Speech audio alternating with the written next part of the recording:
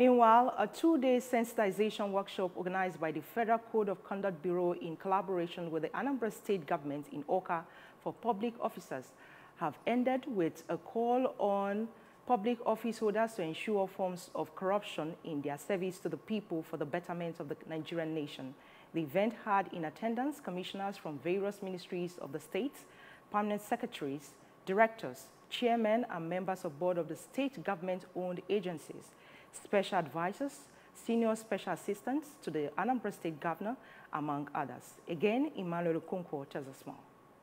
Federal Commissioner representing the Southeast Zone at the Code of Conduct Bureau Board, Barrister Dave Fumano, reminded public officers that Assest declaration is mandatory for all public officers and failure to comply attracts punishment, as it is among other code of conducts for public officers enshrined in the Nigeria Constitution, and disclosed that the agency will soon embark on compliance enforcement exercise across the country. Barrister Fumano commended the Anambra State government for taking the issue of code of conduct for public officers seriously, which according to him is evident in the massive attendance of concerned persons at the event, encouraging the participants and other public office holders to act on the teachings during the workshop in their own interest and that of the society. Condemning the height of corruption in Nigeria, the Director of Education Department of Code of Conduct Bureau Headquarters, Abuja, Mr. Daniel Okafor, regretted that jobs are no longer given on merit in Nigeria public service, as available vacancies are shared to politicians to fill up, which they usually end up filling with their relatives, thereby leaving those from poor background unemployed even when they are the most qualified for the positions, calling for total sanitization of Nigeria public service and social systems in the overall interest of the country,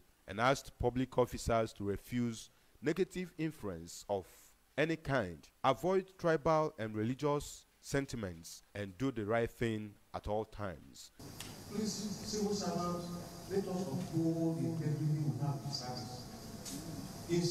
On his part, the Code of Conduct Bureau Anambra State Director, Mr. Michael Okwose, said that public officers are not banned from owning a business, but only prohibited from taking part in the running of the business, and noted that all the activities of the Code of Conduct Bureau are aimed at restoring and retaining the dignity of public service.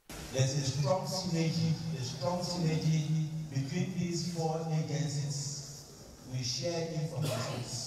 In their various interviews, some of the participants, including the special assistant to Governor Chukwuma Soludo on media, Mr. Dominic Okabue, and his senior special assistant to the governor on media counterparts, Mr. Chidiebere Obika, observed that the Assets declaration by public officers, if taken seriously by relevant authorities, will go a long way in curbing bribery and corruption in Nigeria public service.